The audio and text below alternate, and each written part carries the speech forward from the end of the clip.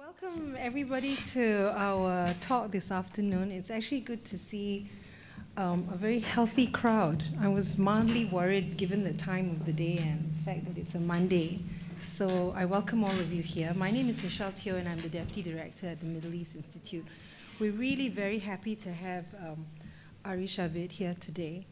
Liat, who's from the Israeli Embassy, and I were talking about this. We've been trying to do some kind of cooperation between the embassy and the institute, I think for quite a long time, and never quite happened. So I'm very, very glad about this today. Let me talk a little bit about our guest and about the book that he has written. Ari's book, My Promised Land, has actually received some very, very good reviews, and I had a quick glance at, you can find it on PDF online, so I read a little bit of it, and I think I'd like to try and read the whole book, but it is wonderful because it really tells the story of Israel as a nation from the perspective of an individual. It is about the people and it is about the nation. So I'm hoping that in this talk today, when Ari speaks about it, that we really look at it, view it from the perspective of the history of a people, and quite an ancient people as well. There will be politics, I'm sure. I hope it just doesn't get focused on that solely, but we look beyond that to look at the history of this nation and the history of these peoples. I'm not going to tell you what he's going to talk about because Ari will explain that himself, but he's got some ideas about how he'd like to approach this. I think it's going to be a very interesting discussion. A little bit about Ari himself. Here's where my age shows itself because I've taken off my glasses.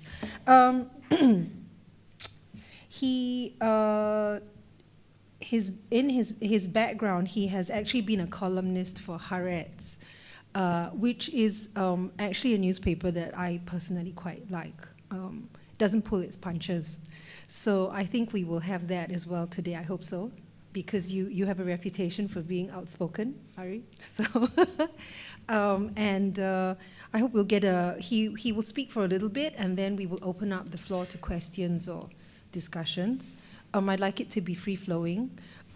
You can be controversial, but let's not get bogged down in too much of that because I think we want to look beyond that. And I'd really encourage us to have that discussion, to look beyond the politics, to really look at the story that's being told, the narrative that is being told, because it is an interesting narrative. So I hand over to you now, Ari. Thank you so much, and thank you all for being here. I've come to Singapore over a week ago, and my original plan was not to speak at all. This is a period that I've taken to do some deep research, and I'll tell you a bit more about it. But when the invitation came, I said, I cannot say no to such an invitation. I must tell you that the week I had here transformed my approach to Singapore from appreciation to admiration. I'm rather thrilled by what I saw and learned in a very, very intensive week of learning that I had. And as a result of that, being an Israeli, I'll improvise a bit, and I'll not speak exactly about in the way that the lecture was according to the original idea, because I'll really try to begin with the promised land and getting to peace afterwards. So in this sense, I will go back to my book and my approach to the Israeli story, because wherever I went here, I kept thinking about the astonishing similarity and astonishing contrast between Israel and Singapore. So I will not be speaking much about Singapore, perhaps you'll do that, but I will want, in a short time we have, to speak a bit about the Israeli story, and then leading us to the question of peace, past, present, and future. Israel, let me just say one other word. I'll be speaking from an Israeli perspective because I'm an Israeli. But obviously, as I do throughout my life, bearing in mind and thinking about the other people of the land, the Palestinians, and others. So it is an Israeli perspective, but the perspective of an Israeli who really cares about his neighbors and tries not to ignore them, on the contrary, to appreciate them, think about them, and work with them. The other point is that it's a personal perspective. Unlike some of our distinguished guests, I don't work for the Israeli government. I was not sent by the Israeli government. I have serious disagreements with the Israeli government. So I'm here, whatever I say here, I say it as an Israeli, but as a personal Israeli, not an official representative of anyone. I barely represent myself. Like Singapore, in my mind, Israel is a man-made miracle. I'm not a religious person. I hope I have God in me, but I don't believe he intervenes and handles our affairs. But when I look at the Israeli phenomena, just as when I look at the Singaporean phenomena, I see something that is astonishing. I would say that in a sense, if Singapore is a phenomenon of meritocracy against all odds, Israel is a phenomenon of vitality against all odds. So if we are to try to look into it, what is it that makes this Israeli triumph, which I've tried to read about in my book? To try to make a very complex, long story, simple and short, I'll say that the first layer of the Israeli triumph is the astonishing insight that our founding fathers and mothers had over 100 years ago. To be exact, 120 years ago. We are now celebrating the 120th year of the Jewish national movement. 120 years ago, in April of 1897, my great-grandfather arrived in the port of Jaffa. Unlike most Jews of his time, my great-grandfather happened to be a privileged, successful Jew. It's quite familiar nowadays. It was not that familiar in Britain of the late 19th century. He was really lucky. So when I began writing my book, going on that long tour of self-discovery, I asked myself, the first question I asked myself is why a Victorian gentleman who had it all, success, wealth, respect, why should he leave Britain, London, that was the capital of the world in every respect, and travel to the remote, desolate province Palestine was? One of the founders of our movement, Chaim Weizmann, used to say you don't have to be crazy to be a Zionist, but it helps. And my great-grandfather's journey from London to Jaffa seemed to be crazy. I don't want to make far-reaching comparisons, but when I saw your landing point and the amazing statue there, I had some thoughts of some comparison in mind, although it's a completely different story. But it's same kind of, there are some similarities in there. But my great-grandfather and Herzl, who worked for, who was the visionary of the State of Israel, and those founding fathers and mothers, were not crazy. They were brilliant. They realized that Europe is becoming a death trap to its Jews. Now, we have to remember history because there is so much distortion with people trying to see Zionism as colonialism and Israel as some invention of white Christian Europe. The real truth is that the Jews were the ultimate other of white Christian Europe for 1,500 years. They were treated like dirt. They never knew where they'll be next year. They never knew where the next pogrom will strike. But these amazing gentlemen and ladies who created the national movement of the Jewish people realized that the ultimate other is about to become the ultimate victim. They didn't know there will be a Holocaust. No one could have envisioned Auschwitz and gas chambers and these horrible trains. But they saw the trends in nationalistic, racist Europe, including France, that was the capital of enlightenment, and Germany. And they realized that if we don't act quickly, we'll die.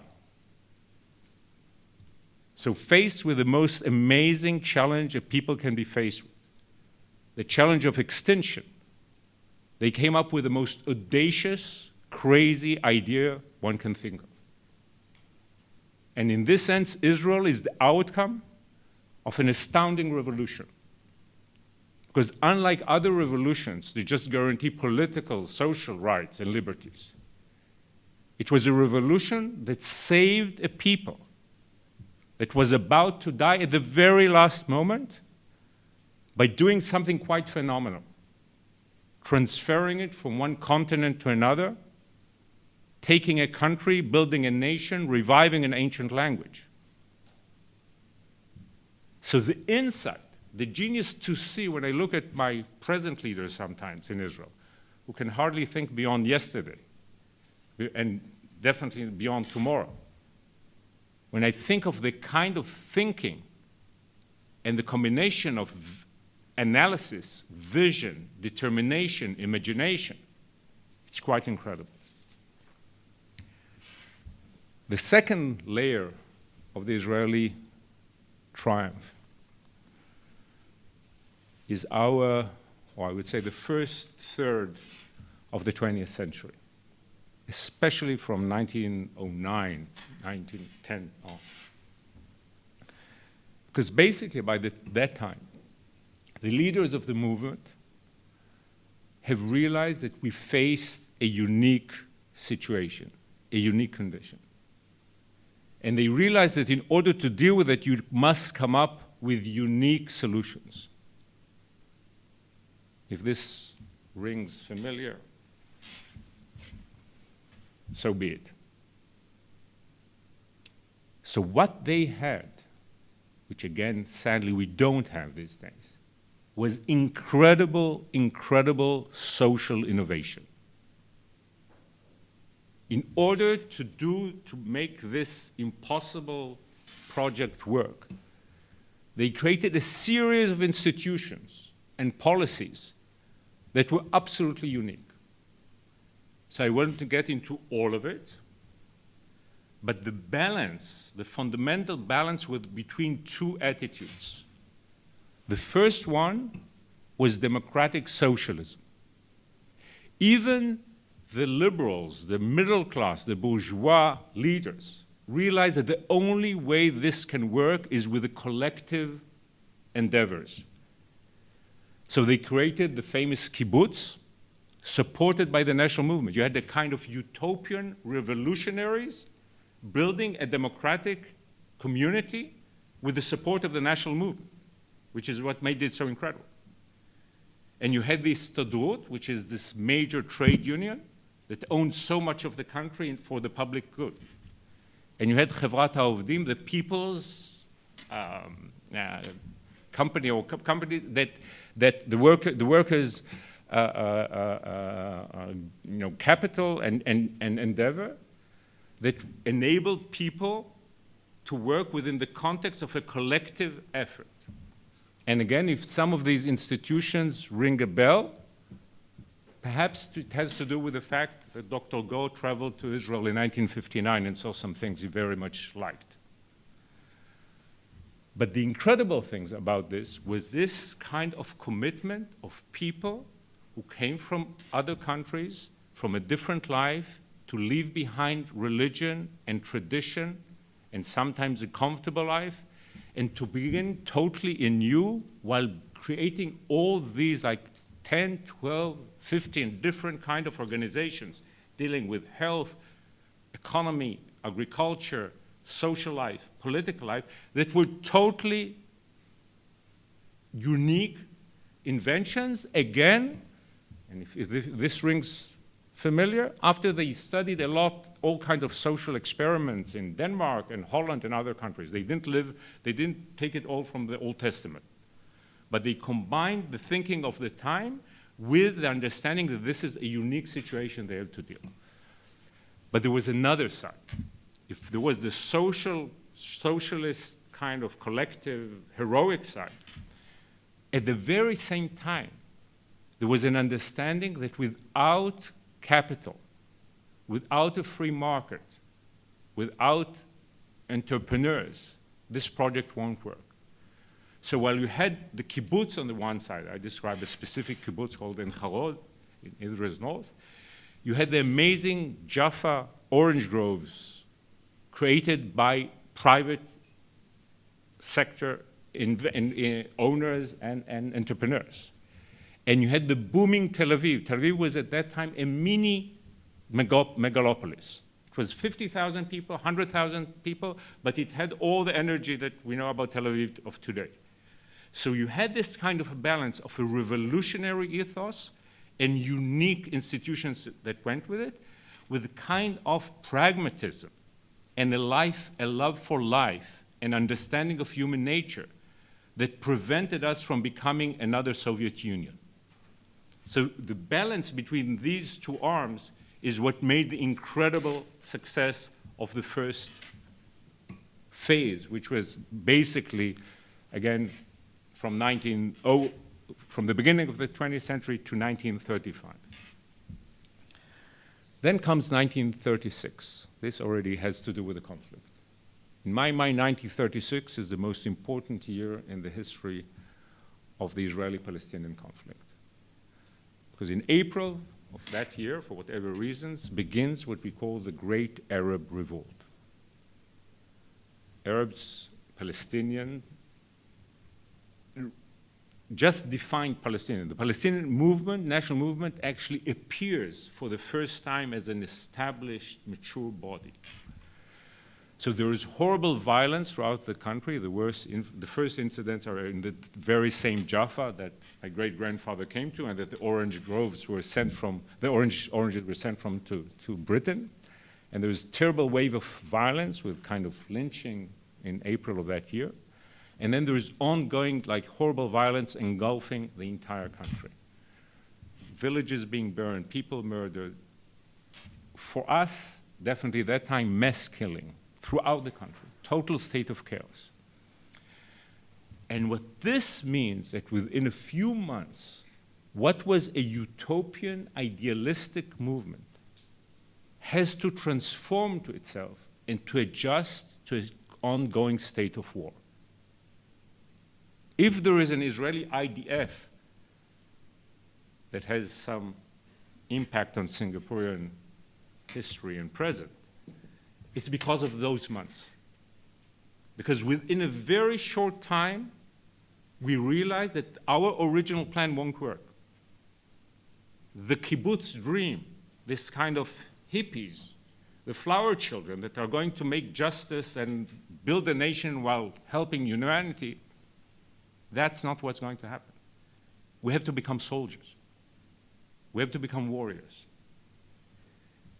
And the incredible ability to adapt to this tragic situation gives, in my mind, kind of inspiration, although it's such a tragic deed. It's a very sad development, but the people are dealing with it with a kind of intellectual and personal courage. And basically, within a few years, first of all, the first reaction is the one I like best is before we become violent, is we build the Tel Aviv port. Because what happens is the Palestinians have all the exports and imports are through Jaffa. You are a port state, port city, and port civilization. You realize the importance of a port. And our port is suddenly shut. We are suffocated. So we build a port within a month in an impossible location, in impossible circumstances.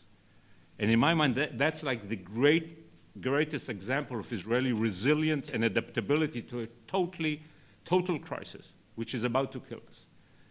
And then we do something else. We begin to build these kibbutzim in a very manufacture way overnight, like fortresses. We turn them fortresses. We call them the tower and fence settlements or kibbutzim. So we adjust very quickly in a kind of peaceful, it's like a peaceful response to a dramatic stress.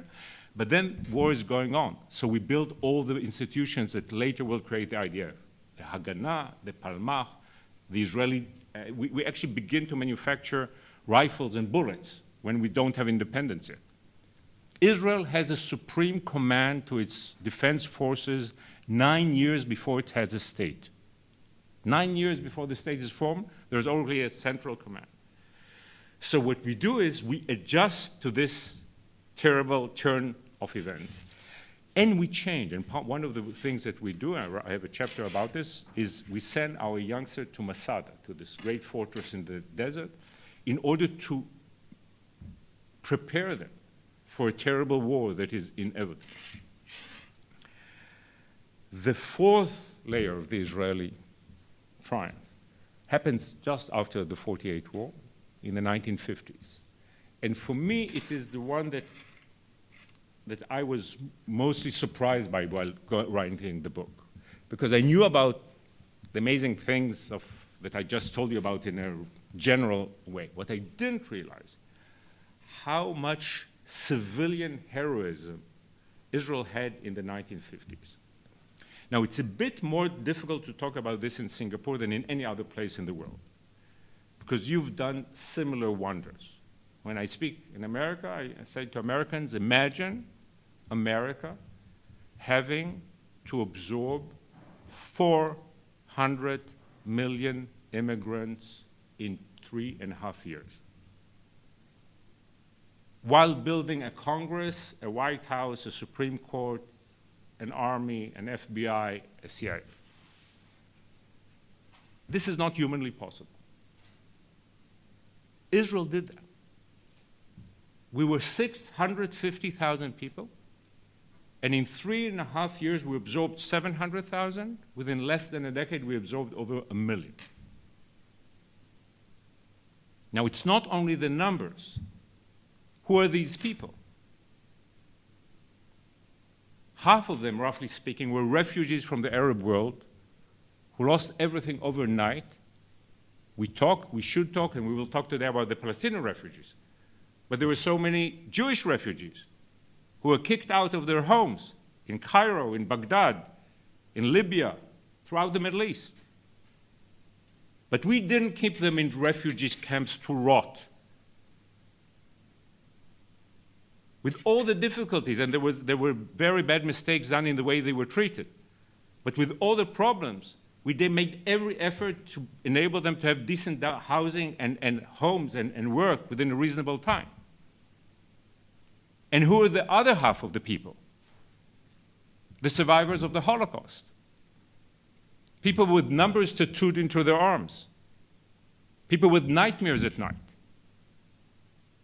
People who lost, in many cases, their first family just 10 years ago. And now we're creating new families, trying to forget that they lost their other children.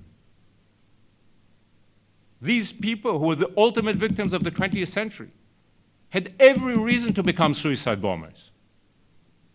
They had every reason to concentrate on going to Stuttgart and München and poison the wells or bomb buses. But they didn't. They decided that their revenge will be to choose life. And within a very short time, we built a health system that is better than the one we have now. We built an education system that is better than the one we have now. And we built housing. And I went to look at the HDB project. I could not think of where the inspiration came from. Because in 1952, a third of our population were homeless. They lived in tents and huts. By the end of the 1950s, Israel had the highest rate of home ownership in the industrialized world. Now, a lot of the housing was cheap, ugly, many mistakes, people were treated badly, I can give you a long list of all the mistakes and sins. But it's an amazing endeavor. Because basically, what you went for is workplaces and homes. We had, first of all, we needed food. So first of all was agriculture. We created 3 villages a week. 3 villages a week. We tripled the number of villages we had within 5 years, just so we won't starve. Then we built these houses, 200,000 within a few years. Today, Israel, which is much richer, cannot give houses to its young people. But that Israel that was poor and besieged and was so much more effective in doing it. And then we went for industrialization, because the original ethos was romantic agriculture and farming. We realized that won't work, and from the mid-50s on, we went into very intensive process of industrialization, which rather worked.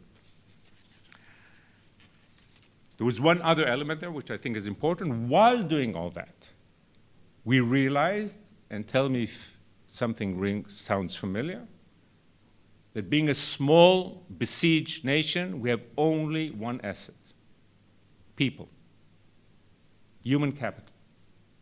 And we didn't call it human capital those days.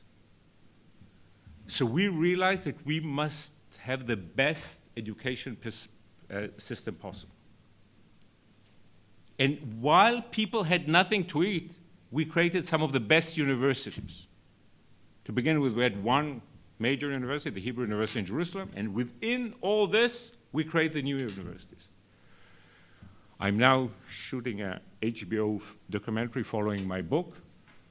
So a year ago, I went to see my father was a scientist. I went to see his laboratory in the Weizmann Institute in Revolt.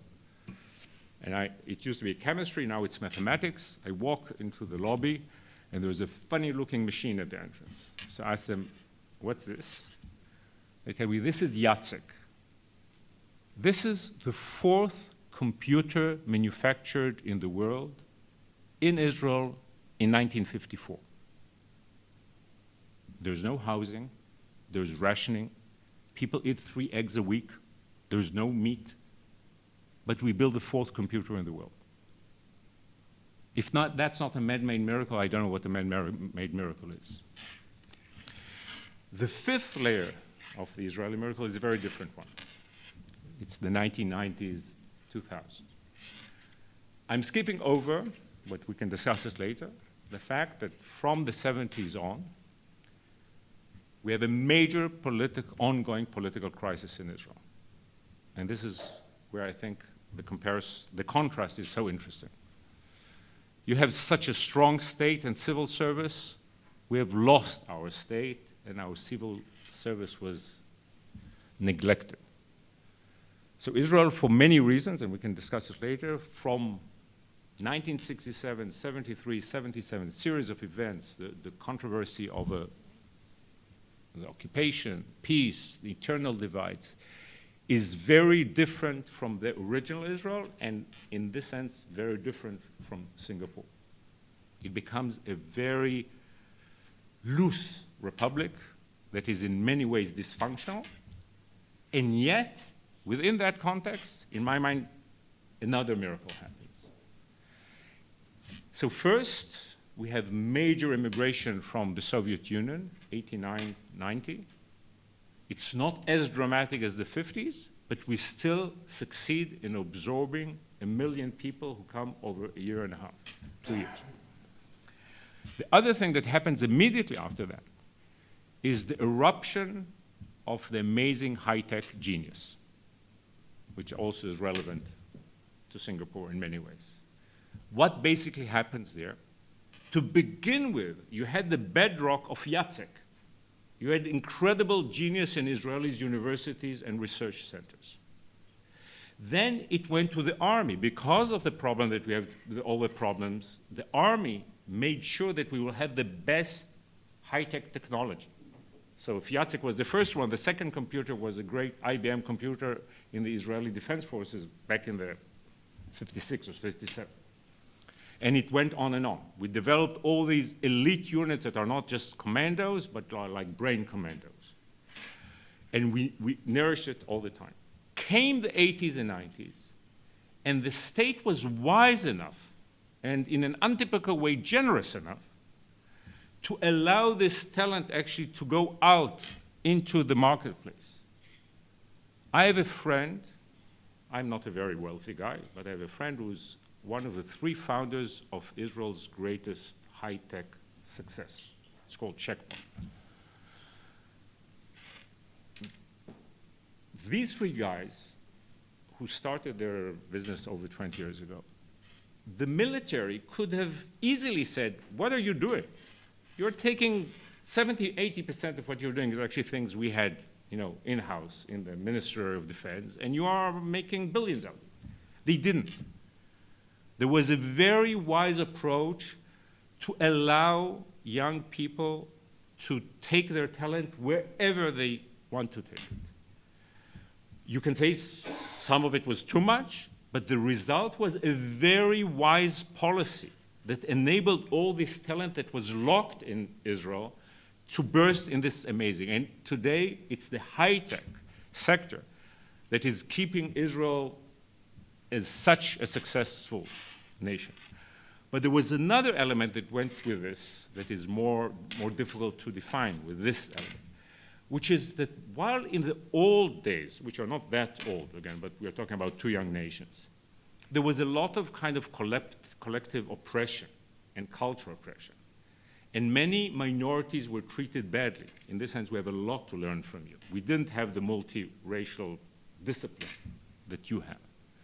So Sephardic Jews, Israeli Palestinians, Orthodox Jews, ultra-Orthodox Jews, all these were treated rather badly. Not, I don't think, we can discuss it in a kind of, there was no bad intention, it wasn't, catastrophic, but they were not an integral part of the elites, definitely.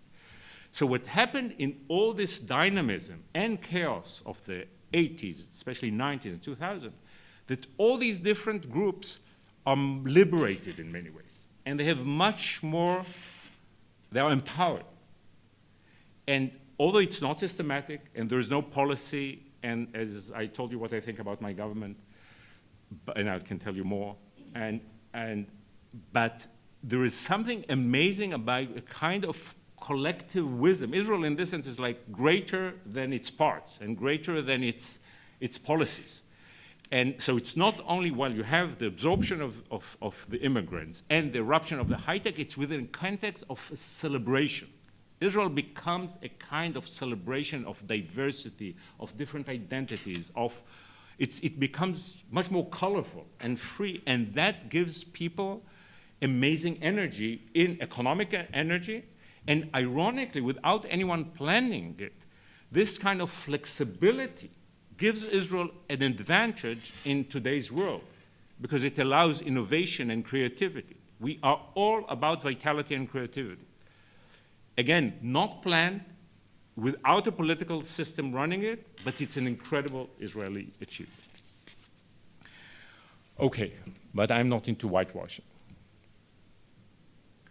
So there was the other side. There is the triumph, and there is the tragedy. And the tragedy is the tragedy of the conflict. So in 1897, when my great-grandfather comes, he's blind to see that there are other people in the land. Now, it's not only his blindness, because the Palestinians are blind too. There's kind of mutual blindness of 2 people who would not see that they have to share the land between them. We don't see them, they don't see us. Then, later on, when this unique combination of revolutionary ethos and a pragmatic bourgeois ethos develops, we live in an illusion. We manage to live with the Palestinian neighbors, but we don't understand that we are not addressing their political wishes, and this is unsustainable. So the blindness and the illusion lead to the third element, which is the great catastrophe of 1948 for the Palestinian people. Again, if you'll ask more, I'm willing to get more into it later, but the context has to be understood. Israel, there was a UN resolution of partition having a Jewish state and an Arab state. The Jewish community endorsed it with delight. With all the pain of dividing the land, people were willing to do it. The Palestinians totally rejected it, hoping and believing that they'll be able to get away with actually getting rid of us. And neighbor Arab armies invade us a few hours after the state is established in 1948. But because we prepared well for 9 or 10 years, although we are small, we win the war. We win with the war because there was inherent weakness in Palestinian society because their elites were not committed to their people in the way that our elites were committed to our people. Because we organized and planned, so although we were at a historic, a strategic disadvantage, we managed to turn it into a war where we won. But the outcome was a lot of suffering, which in many ways goes on to this day. Then in the 50s and 60s, when we were so busy building our nation in an incredible way, quite naturally, we went back to a kind of ignoring this, as if there are no Palestinians. And then when we woke up to see them, and we started a peace process in a rather courageous way in 1993, it totally failed. So this is the short history of the tragedy. So now let me be slightly political and say where I stand and what do I think. I'll begin with the end. There is no way but the two-state way. And there are two reasons for that. One is a moral one. You have the Jewish people and the Jewish Israelis who have a right of self-determination, like any other people, like any other nation. But definitely with our history, with what happened to us and with what might happen to us, that right is extremely, extremely important. I would say sacred. But the Palestinians have their right of self-determination too. So if you have two rights, both have to be addressed and respected, and the only way to do it is a two-state approach. The other reason there is no alternative to this two-state way is a practical one. The alternative to a two-state is one state. Now, you have an amazing success in your one-state solution. There isn't such an example in the Middle East. There aren't that many examples in the world altogether. We tried the one-state solution in a wonderful country called Syria.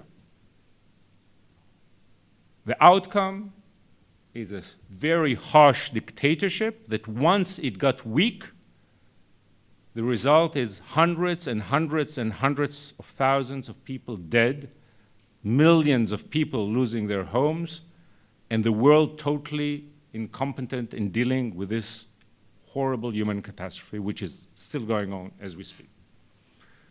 My friends in the Israeli intelligence tell me that when they see the air pictures of Syrian cities, they cannot help thinking about World War II and just don't understand these are like tough generals. And they say, we cannot understand that the world allows this. This is one-state solution. That's where one-state condition will end. You don't know who will die more, Palestinians or Israelis. But it's a recipe. There is no, I'm a rather open-minded person. I try to respect all opinions. I'm telling you, there is no way a one-state solution would not end in a horrible, horrible, historic, and human catastrophe. So we have to go for the two states. But the problem with the two states, the problem with the two-state solution is the word solution. There is no solution. The tragedy that I described briefly creates a situation that has no simple solution. The illusion that if we had a more generous Israeli prime minister, and I wish we will have a more generous Israeli prime minister, things will be better. That if we have a more imaginative Palestinian leader, we will have peace. That if we'll have a better convention in Camp David or Geneva or Sweden or Norway or some woods in Antarctica, then we'll find the formula that will end the conflict. It's unreasonable thinking. It's totally detached from reality. And I'm amazed to see some of my counterparts, my peers and friends on the Israeli left, and some people in the international community who still stick to ideas that have been refuted in such a way that are totally detached from reality. So, again, let's go into the history in a very short way. We tried this. No theory has been tried in recent memory so many times with such efforts like the old two-state solution. We tried in 1993, it led to terror. We tried in 2000, it led to the horrible second intifada with suicide bombing 1,000 Israelis, 3,000 Palestinians getting killed. We pulled out of Gaza. We said it will become a Palestinian Singapore. It did not quite. You were invited to Gaza. It doesn't quite resemble Singapore. We tried it again in 2008. Didn't work. Tried it in 2014. Didn't work. How many times we will go into that wall and not see that there is a wall there? From the Israeli point of view, every retreat leads to more terror. From the Palestinian point of view, every fake agreement leads to more settlements. The moderates, the extremists on both sides have veto power, and the moderates on both sides don't have enough willpower. How do you expect in such a situation to end the conflict in a week in a conference? I said it when John Kerry was going around, and I said it, I pray there is a secret team in a secret basement in the State Department that plans Plan B. So now I plan that Mr. Kushner has a secret basement where he's planning Plan B. Because if they'll keep trying to do what was tried so many times, it will just end in tears, and it might even end in blood. What's the alternative? The fashionable thinking is about a regional solution.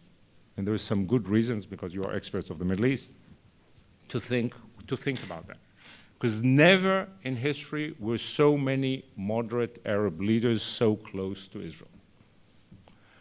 And the real relationship, the intimate relationship between Israel and so many Arab nations has never been. We have both are worried about Iran, about extremism, and there is a lot of room for new kind of relationship, and amazing things are happening especially in the last 5 years. But in my mind, the idea that means that we can convene all the Arab leaders with the Israeli prime minister and have some sort of peace conference that will lead to a signed peace agreement is another illusion. Because the outcome of the Arab chaos of the last years is, again, the need of the leaders to work with Israel. But the outcome of the Arab chaos is that all Arab leaders are much weaker than their previous leaders were. They don't have the legitimacy. The two amazing peace agreements were achieved by two benevolent dictators, Anwar Sadat of Egypt, whom I admire, and King Hussein of Jordan, whom I love. No one in the Arab world today has the kind of power that they had. No one can impose such a difficult concession, a compromise on the people. So on the one hand, Iran brings us closer, but at the same time, Iran makes the peace further, because they know that the moment they'll go to Jerusalem, metaphorically speaking, or make any concession regarding Jerusalem, Iran and the extremists will endanger their. What can be done? In my mind, and I'll end with this, we have to replace the expectation for a formal peace with an expectation for a de facto peace. Between 1970 and 1994, Israel and Jordan had a very intimate relationship. We had 85% peace. King Hussein, when he came to Israel at that time, he did not go to the King David Hotel in Jerusalem. He stayed in the Mossad Villa in Herzliya. And sometimes when he wanted to go to the movies, he wore a fake mustache or a wig. But the relationship was intimate on every level. Defense, intelligence, development. You go to the Jordanian Jordan Valley and you'll see how similar it is to the Israeli Jordan Valley. It's not by coincidence. And they didn't steal our plans. So it was a very intimate relationship with no embassies and no ceremonies, and no one got a Nobel Prize. I would give them a Nobel Prize, by the way. That, in my mind, should be the new paradigm. De facto peace. The second element, we have to understand it won't be final peace. It has to be gradual. Rather than have an idle peace process, let's have peace as a process. Third element, it won't be a comprehensive peace. It'll be partial. You'll do step by step. You have to see what you can agree upon, do that, and not wait for the perfect to destroy the good. And the fourth element, it must not be, excuse me, a politically correct peace. It has to be a pragmatic peace. If you just stick to principles and ideas and statements that are said and repeated all the time by the international community, but no one in the Middle East believes them. No one. Not the Arabs, not the Israelis, not the Palestinians. Then it won't work. You have to work with the Middle East as it is and try to make the most out of it and improve it. But not by coming from Brussels and imposing Brussels concepts that no one really shares. In my mind, the practical approach, I won't get into the details, it has to begin with an Israeli, the right kind of settlement freeze, which means not, unlike what President Obama demanded, not limiting it in time, but limiting it in space. We cannot do the whole thing. It has to be, we have to recognize that there are certain areas, what we call the blocks, that the Palestinians recognized in the past, that building will go on, but in the rest of the West Bank, a total freeze forever. Then creating a Palestinian space that has a continuum that really allows almost all the Palestinians in the West Bank to live without seeing checkpoints and Israeli soldiers, but having a real space where they can develop their economy and build their nation. Then that won't happen if we won't have an international community intervening in the right way. Again, not by making some statements that are moralistic but unrealistic, but actually going, and here I think we have to learn something from Singapore, really going, chaperoning the parties into this hands-on process of nation building and a kind of Marshall Plan to revolutionize the situation, not improve, revolutionize the situation both in the West Bank and in Gaza. And then, hopefully, that I hope we can learn from what you did 2 years after your independence and really create a regional framework that I think in the first stage will not be a formal one. It will be informal, unlike what you had. So you really take the most you can from the affinity between so many Arabs in Israel now, combine it with American leadership, European leadership. I would love to have Asia, and specifically Singapore, as part with wisdom and talent and experience working within that framework. Because if you just leave it to the Israelis and Palestinians, it's highly likely that it won't work. So I think that if we follow that kind of process, and I'm open to any creative idea in that, but it has to be a new kind of thinking that is based on two things. One, the perfect won't happen, but two, change must happen. We have to change a trajectory. It has to be a different, we cannot maintain the present situation. I think, and I'll end with this, that we need to go this way because we owe it to the Palestinians. It is unacceptable that they will not have a place of their own. I think that we have to try it because we owe it to all the citizens of the Middle East, because the danger of instability and more violence is becoming more intense, and it will become, if we don't do something that makes things better, we might not be struck by violence next year, but when it does come, in 5 or 10 years, it'll be really ugly and worse than we've seen in the past.